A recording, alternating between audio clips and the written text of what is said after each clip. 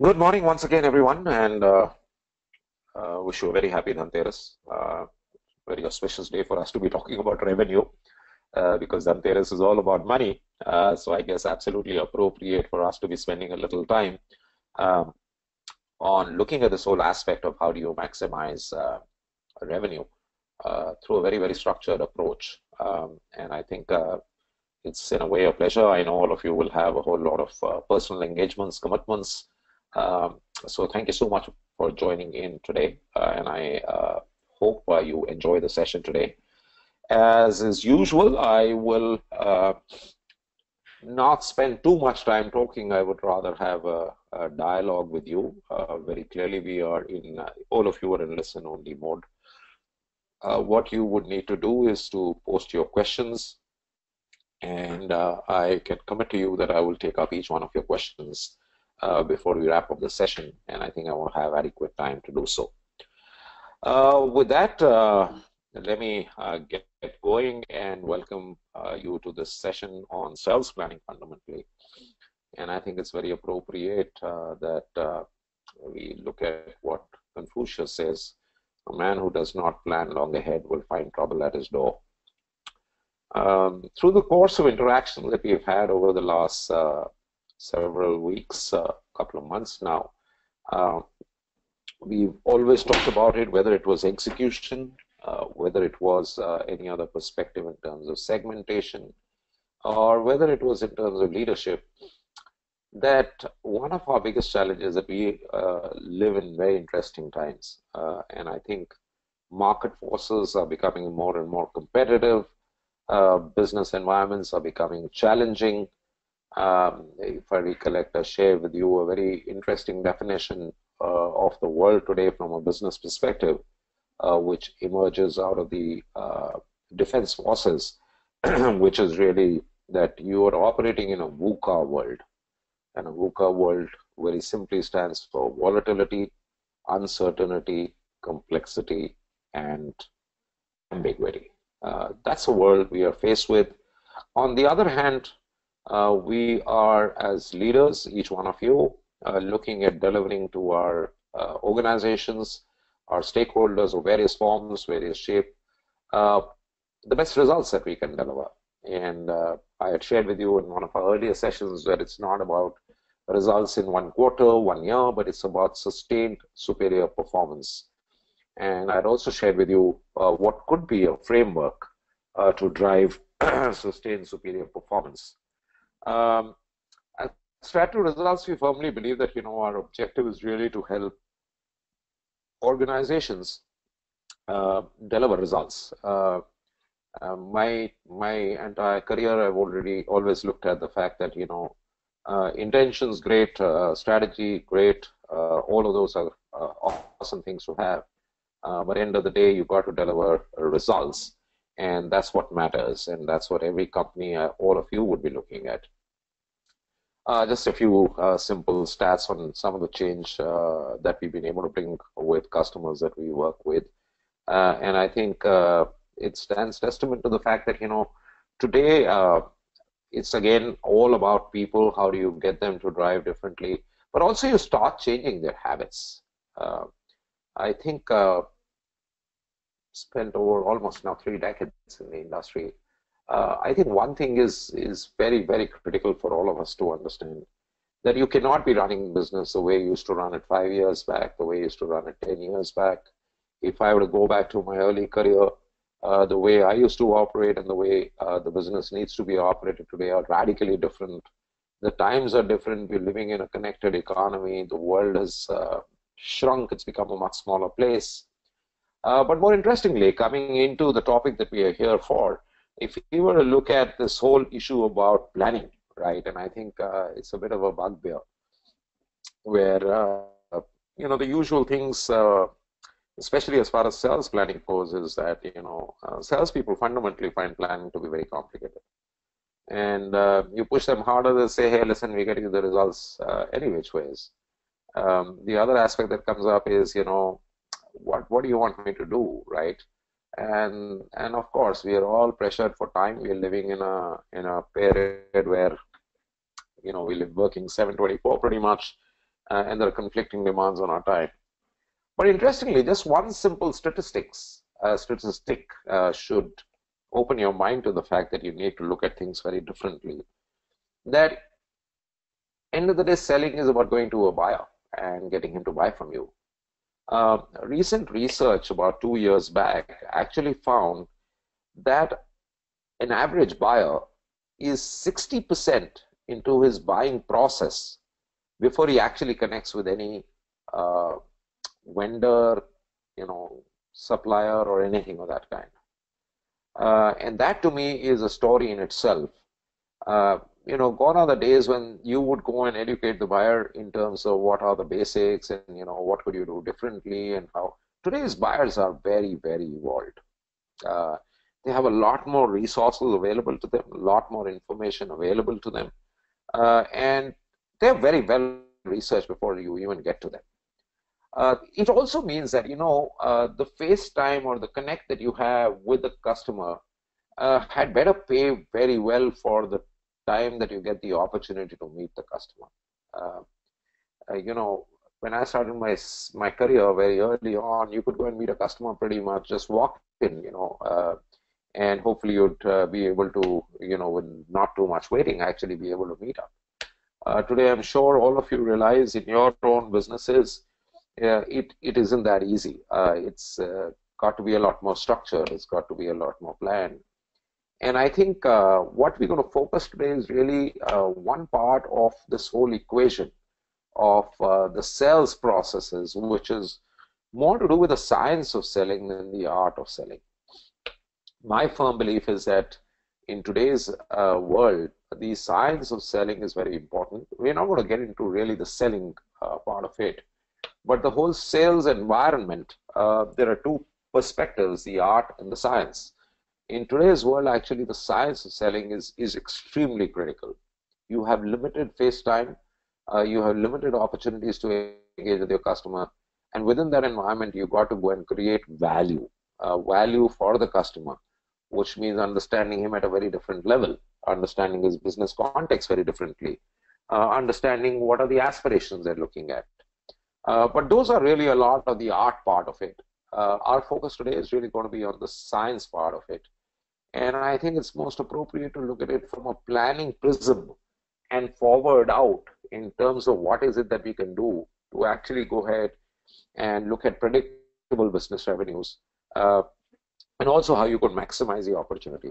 I'm going to leverage on what we did talk, I think, a couple of sessions back when we were looking at segmentation. I'd used a particular case study. And I'm going to expand a little bit more on that same case study, as well as throw in a few other, thoughts from my experience. I think all of these prior recordings, in case you have missed any of them, are available on the CRI website.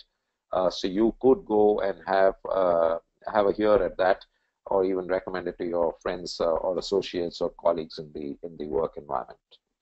So I think this is usually the challenge that you start seeing when you tell a sales organization, listen, they do planning of all kinds, but what is the level of granularity? What is it that you need to do, and how is it that you need to start looking at it? Has become slightly different today. So, I think that's really the big challenge, and this fundamentally is really why planning is important. I think as business leaders and business professionals, all of you do understand the advantages that you get. And to me, I use a very simple analogy, and I think I did share this with all of you when we were looking at the segmental approach. Where I shared with you that, hey, listen, if you have to plan to go to Leh for a road trip, how do you go about it? You would divide it into various segments. You'd say in the plains, this is what I need to do. In the hills, this is what I need to do. When I go to higher altitudes, this is what I need to do, and these are the kind of resources I require at that point in time. I need spare wheels, I need oxygen cylinders, and so on and so forth. But let me spin it into a little slightly different perspective. Now, let me say there is one objective we're looking at planning a road trip to, say, Leh. The other is that I want to go to the Rann of Kutch. So I believe it's a very beautiful place, and I think the coming few months are very interesting, good weather to go to the Rann of Kutch. Now, very clearly, it's very, very different of how you're going to go about planning for both of them. And I think that's why it's very important that you have to have a very clear vision of where is it that you want to go before you start actually a planning process.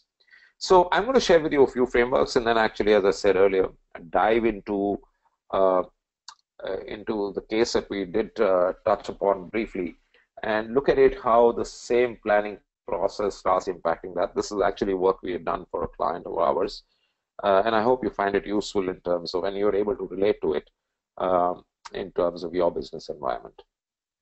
So basically, I think this is where the science of selling starts coming in, where you actually start looking at frameworks. And to me, the beginning actually has to be as to which is the market that you're addressing. How well do you understand that? What are the dynamics of it? How is it going to evolve? What are the future prospects? What are the companies in the market space doing? And this needs to be a very, very thorough interrogation of the market. Now, it's easy to say, hey, listen, this is the market that we want to go after. But you've got to realize that within a market, there are various different customers. For some, you may have a value proposition. Some, you may not have a value proposition. How does that value proposition get translated into where should you go? You know, your value proposition has to find a resonance with your clients. So which is the segment that you're going to go after? What is the potential of that particular segment? What product services offerings that you can take to that market? And then, of course, there is a key element of really looking at how are we going to get there.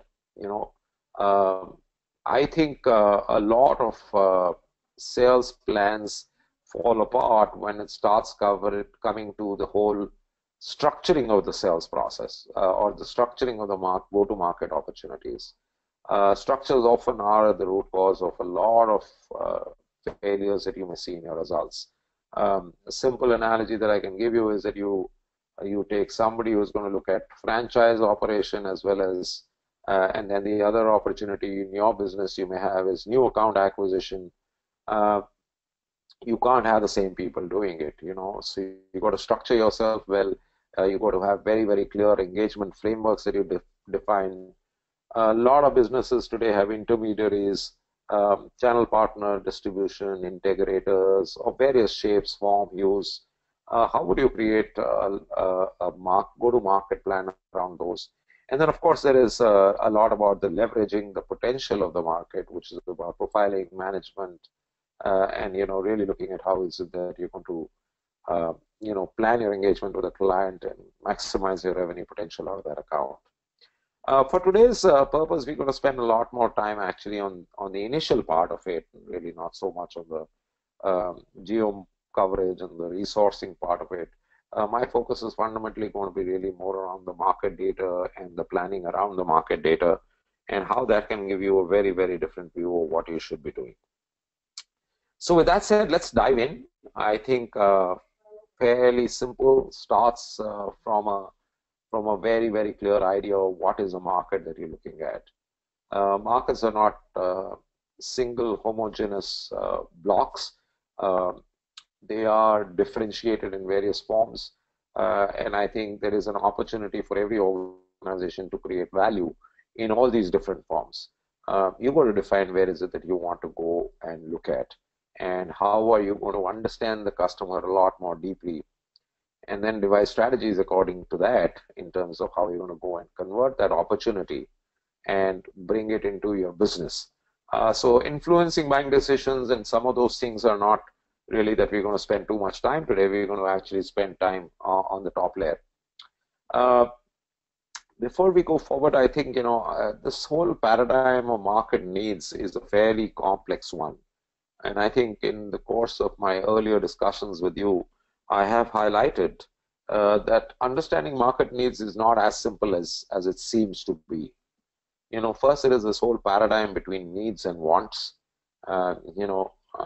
Simple definition, need is what you presume it to be, want is what a customer validates. Now the challenge that starts emerging is that at times, even the customer does not understand what is he looking at. What does he want? And therefore it makes it a lot more complicated. And again, this is going more on the qualitative side of the whole business. But I think it's very important for all of us to understand that simple block diagram, but there are a lot of deep nuances in each of these. quick example of how it can be very misleading at times or very difficult to interpret. Uh, Let me cite you a story. Uh, I don't know whether this is something I've shared with you. Uh, so my apologies for that if some of you may have heard it earlier. So, this is a simple this thing about the need and want conundrum. So, all of us have fans, maybe not in the offices anymore with a lot of air conditioning, but, some of you may have it in the office. Definitely at home, we use fans. This is a brilliant time of the year where, air conditioning is going away and you are using the fans as well sparingly. But let's say, I'm sitting in a room and watching television, and a friend of mine comes in and he switches on the fan. What is the problem you think I'm going to have? Uh, I'll tell you what's the first problem that I'm going to have. I'm going to have a problem that the ambient noise in the room is going to go up, and because of which I'll have to pump up the volume on the television. So this clearly is a bit of a nuisance, right? I mean, this ambient noise that fans create can be a pain and is usually a pain. And there is a company which actually once decided that, listen, this is really a key area, and I think they went and asked customers, what's your biggest problem with the fans? They said, hey, listen, they make a lot of noise. So they said, okay, we're going to go to the drawing board and rework on this issue of the noise. So this company went and spent a significant amount of market research dollars into looking at, how do we reduce the ambient noise when you have a fan operating in a room. Looked at various, computational fluid dynamics technologies to really do analysis. What is a cubic meter air throw that is being generated? What are the acoustic levels? What kind of material can we use? What could be the blade angles be to keep optimal airthrow, but also reduce the noise? A whole lot of research went into this project. And interestingly, the project was actually successful. And they did come out with a product which was noiseless. Now, you may say, if it was successful, then why don't I hear about this product today? Now, interestingly, this product actually bombed. It wasn't priced very dramatically different from other products in the market. But what happened was when they went to the market and, a customer looked at this product, and let's say you're standing at a store and there is this fan, there are, 5 different fans mounted and they're all running, and the, guy showing you one fan by the other. Customers felt that they couldn't really realize whether the fan was working or not. Now, how this translates into the same environment that I painted to you earlier is let's say you and I are sitting in a room, and I say, hey, can you pump up the, can you increase the speed of the fan? And you go and increase the speed of the fan. How do I know that you have really increased the speed of the fan? Do I really look up, see what is the RPM now? Do I have a meter which says, hey, this is the airthrow now, this was the airthrow earlier? Actually, it's the sound of the fan which actually is your feedback mechanism of the fact that the fan is now moving faster. So, this whole market needs is a very complex domain. Just a quick view on that one before we dive in. I think I have shared this with some of you earlier, but I thought it was important to still talk about it. The sales planning process is fairly simple. I think these are frameworks that are there everywhere. I think what's starting to become more and more important is this whole analysis phase of it. The analysis is very critical because we are becoming more and more a data-driven economy. We are more and more having access to very, very fine granular data available about our markets, about our customers, about how do they behave, where is it that they want to do business with, and how do they want to do business. So there is a lot of stuff to be looked at in that perspective. And then, of course, it's about setting goals which are appropriate, where you will deliver to the business opportunity. You plan how you're going to get there. The goals have to be ambitious. There used to be this old definition, which I don't think is used very often. I think it was from Bill to Last, where there was this very interesting acronym called BHAGS, which was a lot of organizations have achieved transformation by having big, hairy, audacious goals. So that's BHAG, big, hairy, audacious goals. And I think somewhere, yes, they need to push the envelope. Uh, you got to be careful that they can't at the same point in time uh, seem unsurmountable where people lose the momentum right at the beginning. So it's a little bit of a fine balance that you got to try there. Then, of course, you plan about how you're going to go about getting to this goal, and then the execution part. And we spent pretty much in every session of mine, I've talked about the importance of execution. And then, of course, you got to go back and run the cycle through. But if we were to look at this whole thing about analysis, right? I think it's about putting data together. And I'm going back to a project that we did with an organization. Uh, which is one of the largest education publishing organizations in the world. A couple of different lines of businesses, done a few acquisitions in the country. They're the biggest boys around in the market.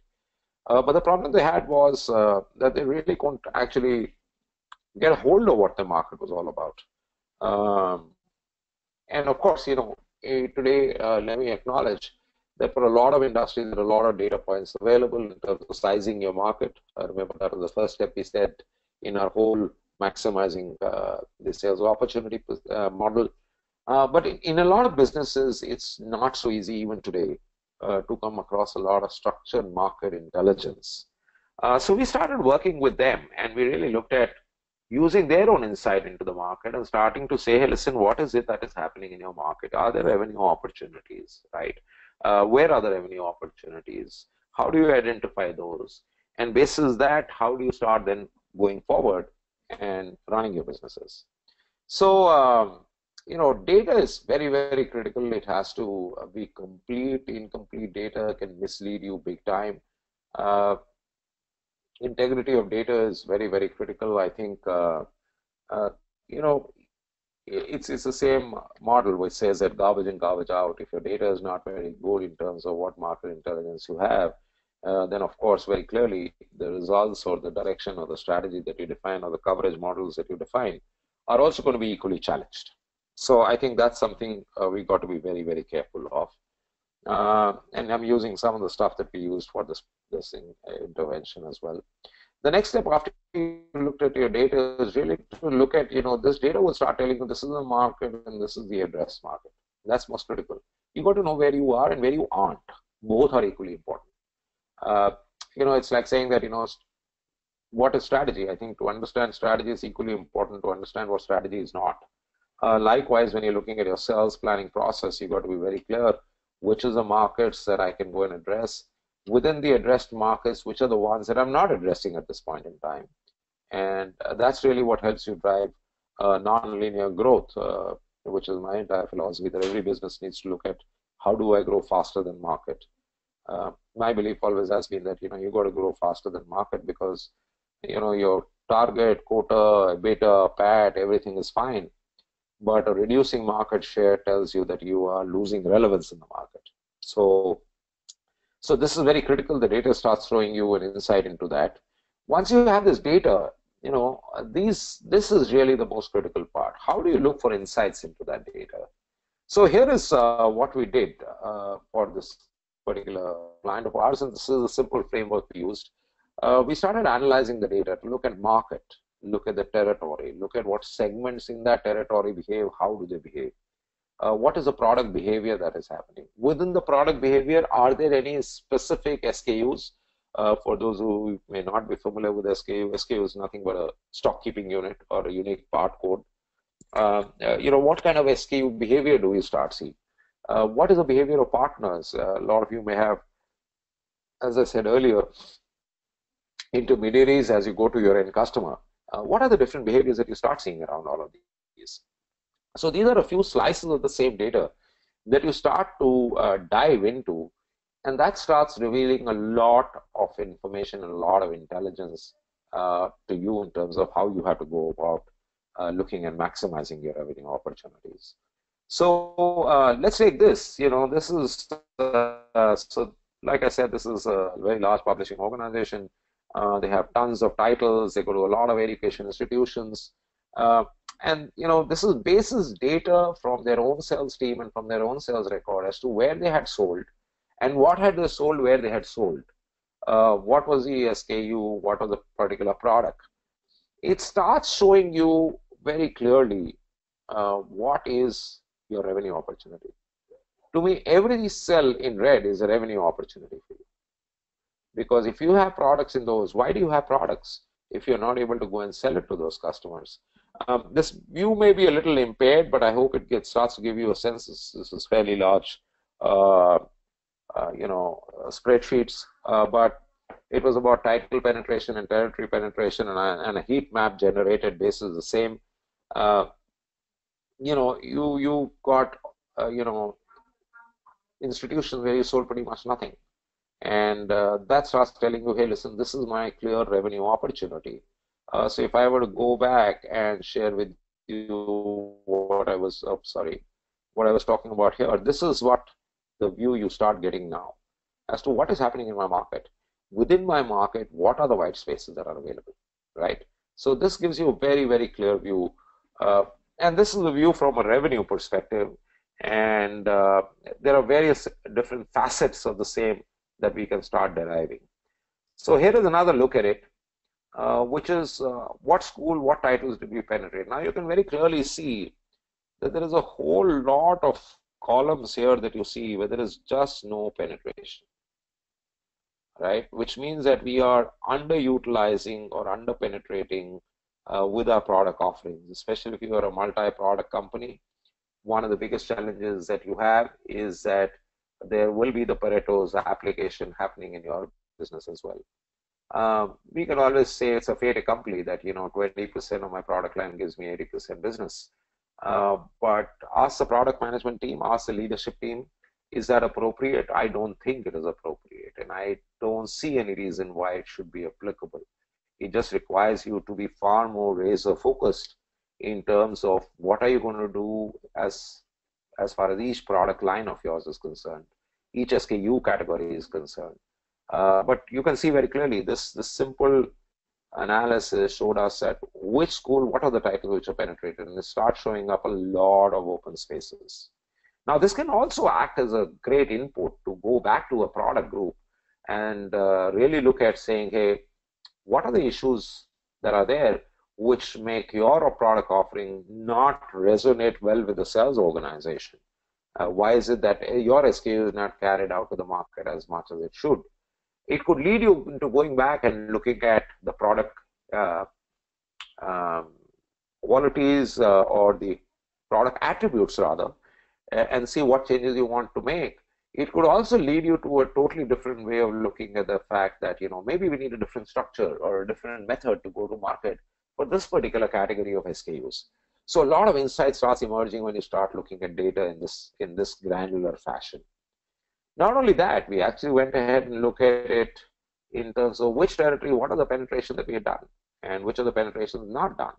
And it starts, showing up huge gaps there. You can see that, best-in-class performance is very different, whereas people are operating at various different penetration levels. Could be territory, these are business decisions you've got to do, but being able to view this data in this form starts giving you a totally different intelligence of what you need to do.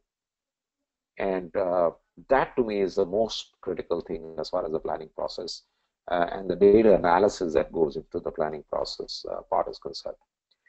We had an interesting view otherwise as well. So we looked at, what is the size of the organization or the school that this organization is going and addressing. And we looked at it in terms of the number of students that were there. Now, interestingly, and this again, for a lot of you, will not be surprising. The problem is that at times you have a lot of gut feels, but are they corroborated by data? That becomes really the key issue. This started showing us actually that, our sales organization is actually spending more time in the smaller opportunities rather than spending time in the larger opportunities. And that to me is suboptimal utilization of your sales organization. Now, very clearly, when you start slicing your market space in this manner, you start seeing which are the big buckets out there in the market, which are the big organizations, buyers, category of buyers that I need to prioritize and really go and address first before I start looking at others. So if I were to look at it, I know these fonts are very small, so my apologies for that, because I actually wanted to show you real live data, so I've just taken it out of that. The fonts are low, but for example, the top of it is really about the fact that the smaller schools are contributing revenue, but the middle schools, there is just very little penetration that we are doing. So a lot of different insights we got from this, which could help the organization then decide on how they're going to go about looking at covering the market, what kind of prioritization, what will we focus first on, what is it that we'll focus second on. Another interesting thing, which is what we always get to hear, is that, hey, we have a great relationship with this customer, right? To me, a relationship is as good or as bad in the business world in terms of the revenue yield that it is giving me, right? Here again, it was interesting that we said we have very good relationship with a certain set of institutions, but ironically, no revenue. So if you were to look at this whole piece here, which is the relationship index was something we defined, and we said 5 is the highest. If I were to look at it, the highest relationship opportunities are really not giving me as much opportunity, as much revenue as low relationship. Now, there is obviously a matrix approach to this. If you want to increase your revenue, you've got to first increase your relationship before you can improve your revenue. It can't be the other way around. Other way around might be a fluke. It will not be sustainable. So it starts defining for you what is the action plan that you're going to do in terms of upping the relationship. But in this particular case, it said that, hey, listen, if you have such great relationship with these organizations, why don't you just go and focus purely in this market space? And the relationship is good, our product offerings are good, we should be able to really scale our revenue much higher. So very interesting insight came out of just looking at the data and starting to analyze it a little differently, and looking at it from a very sliced perspective.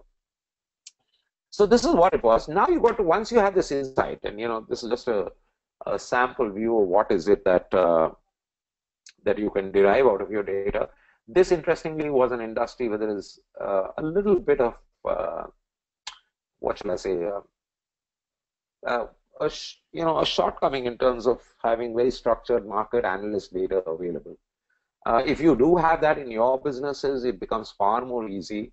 We had to spend a fair bit of effort actually getting in the basic data blocks in place before we could start doing the analysis. But if in your business you have a lot of market analysts, market research reports, any of those analyst reports that keep coming out, it becomes a lot more easy. The challenge that I see, and I worked in a lot of organizations that I've seen, this may be available, but are we spending the time in terms of analyzing, interpreting, getting the insight, and then defining what we want to do? I think that's where I see a lot of gap in terms of organizations being able to leverage the intelligence that is available to them in terms of the whole planning process. Then it's really about how do you start putting into all of that you got into action. So this is a segmented market that we saw earlier, but now with this insight, you actually have a far more granular view of the very same market. It starts becoming very unique. I think in sales or business paradigms, the ultimate view that you can get of your business is really that each customer is unique, and how do I go and address it? It doesn't mean that you're going to define a product and create a product for every new customer. It is just that you will engage with these customers in a unique manner, and your value proposition starts to be articulated slightly differently. Just a quick one, which again is, you can't have this discussion purely on the science without diving a little bit at times into the art of it. We also have to keep in mind that value propositions are not constant.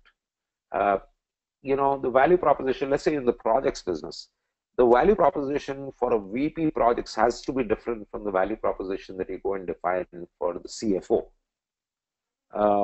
Value proposition for the CEO could be very different from what you define for the VP projects.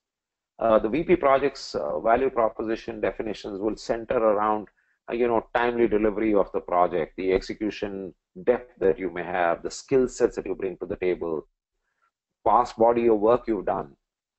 To the CFO, when you go, it's really going to be about, hey, how efficiently can I do it? Can I make this a win for you? Can I help you bring in this project 2 months ahead of time? And the CFO will start looking at, hey, that's in the working capital, allows me amortization much faster. He has a very different way of looking at it. And then, of course, the CEO has to have a different value proposition. How do you make him successful? There is a lot of talk, and without getting into sensitive subjects there is a lot of talk right now in terms of the short-lived tenures of chief executives. Chief executives are challenged today in terms of the fact that they've got to deliver results really fast, and a little beyond always the expectation of stakeholders. How am I going to make him successful? So I think the value proposition, once you have a granular view of the market, is only when you can start doing more granular value proposition definitions. So very clearly you can see that the science of selling actually helps you hone the art of selling.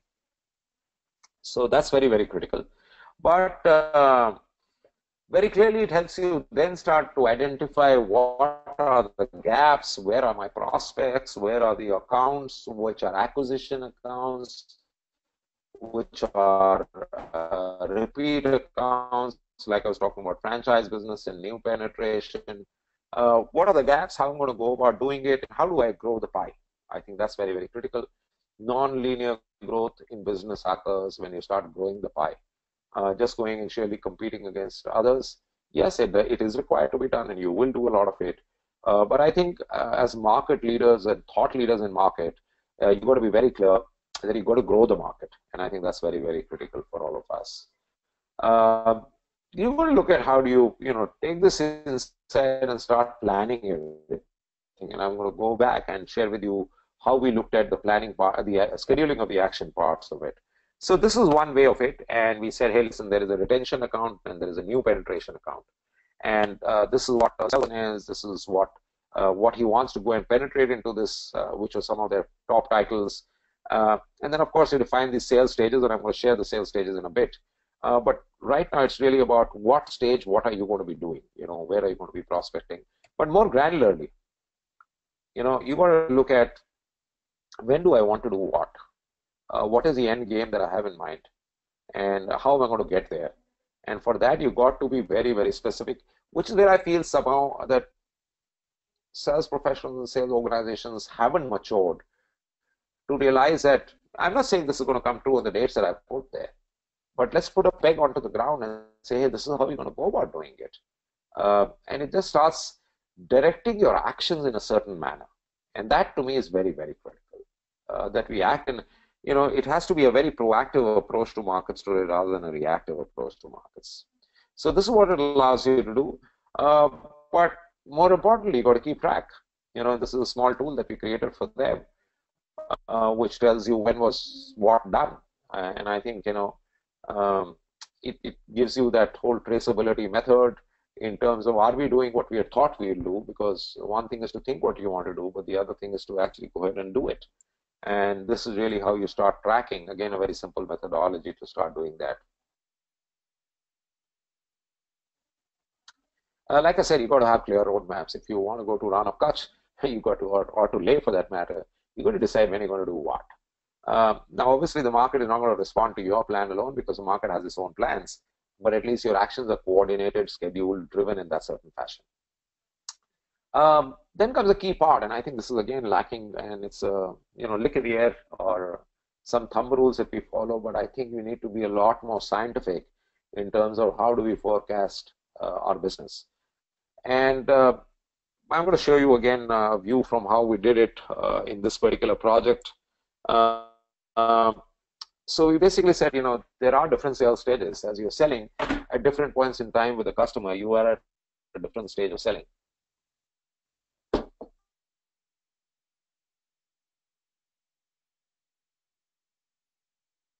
Now, this is not scientific in terms of the fact that it's not X percentage or X point some percentage. It's really not about that.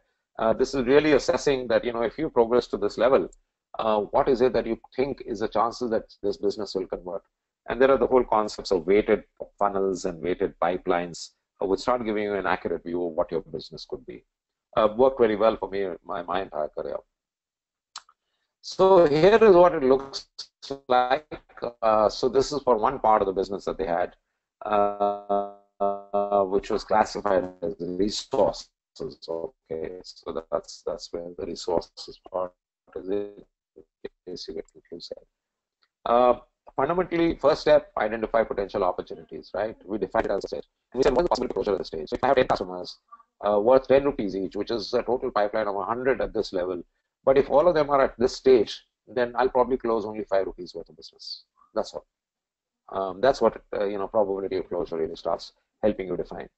But let's say now I move on, and this is the next sales stage that we defined, that we will give the customer a sample, and the sample is received by the right person. Or if the customer has agreed to do sampling with us, he is actually quite a little bit more inclined, his proclivity to buy from you is higher than what it was earlier. So your probability starts to change here, right? Again, going back, if you have 10 customers with an revenue opportunity of 10 rupees each, and you have all of them at sample delivered and received, then you could possibly look at closing 15 rupees of business.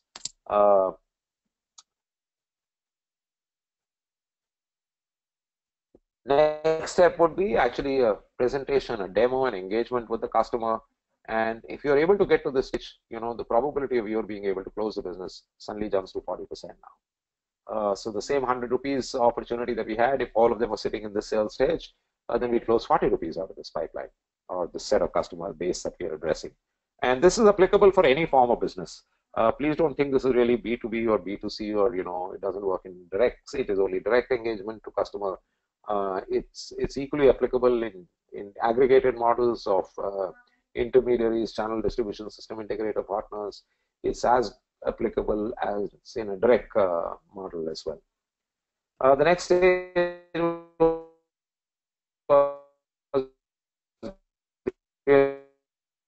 to say, hey, listen, we get into closure. Obviously, when you're at a closure stage, you can very clearly now start seeing that, if you're able to see it, and the chances are much higher than what it was when you started off this engagement. When the client actually releases a book list, this is again very typical to that particular industry. We say that now it's still not, the PO is still not out, right? But if the school has published a list, and I'm sure a lot of people on the call right now may have children going to schools. This is how schools go about looking at what books they're going to recommend. Okay, so this is a little bit of insight to you guys. Once a book list is released, the chances of their going back is very, very low. So if I have 10 customers with a revenue opportunity of 10 rupees each, and all of them are at a book list release stage, I would bill about 90 bucks. There is still a slip, and that's the PO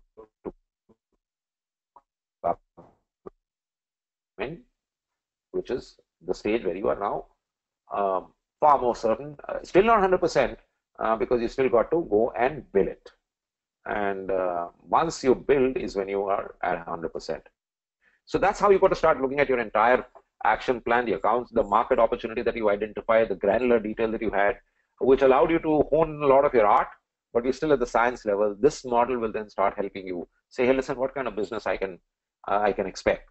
So very clearly, it's not a black and white world, and it's not a simplistic world.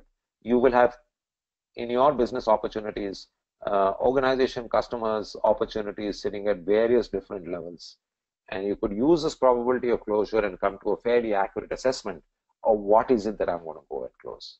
So if I have, out of the 10 customers or 10 accounts or 10 buyers that were there, if with 5 of them I was at identifying stage or prospecting stage, that's 50 rupees into 5, which is 2.5 rupees. There are 2 of them who are sitting at presentation demo, which means 20 into 40%, which is 8 rupees. So 8 plus 2.5, 10.5 rupees. So you can start seeing how you'll work the math on this to really say what is it that you're going to arrive at.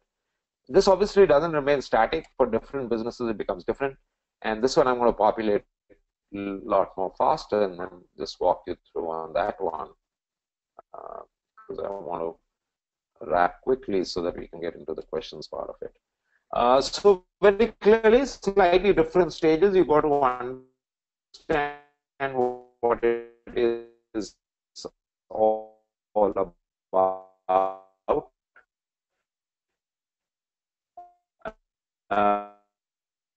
whether a demo has been done, whether the bill of materials have been done. So slight nuances will vary from every having walked you through this. I'm of a great belief that this is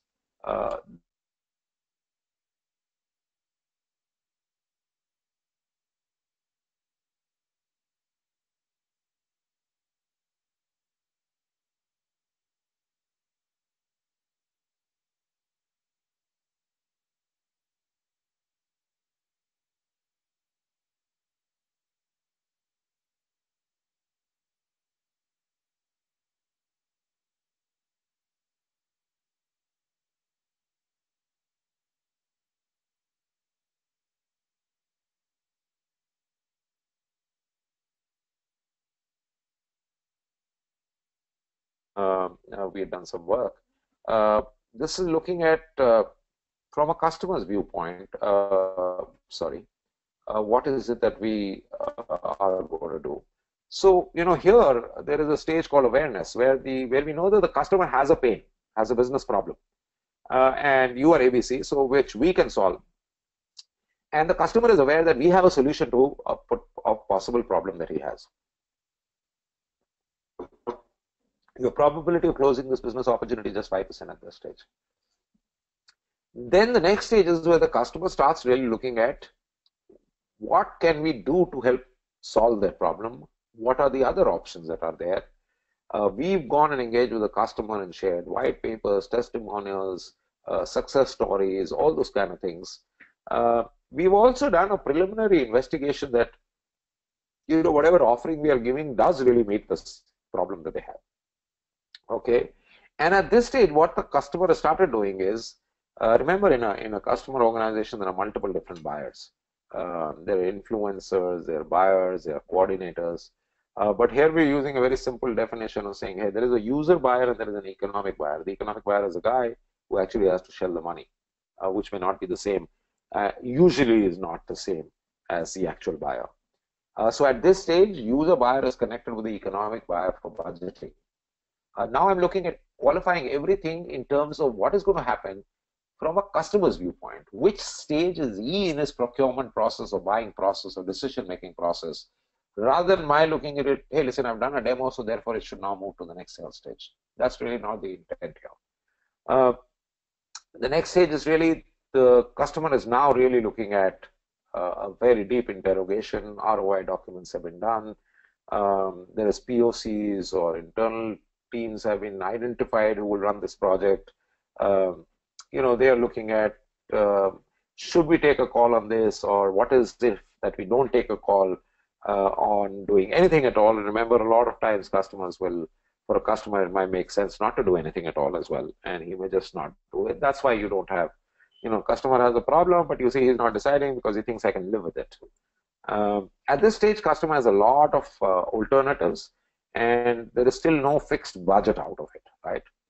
The next stage is really you come to an agreement, or the customer is very clear on the approach that they're going to do, what is the budget, what is the time frame they're looking at, the short list of the players who are going to be considered, and the criteria that they're going to be evaluated on.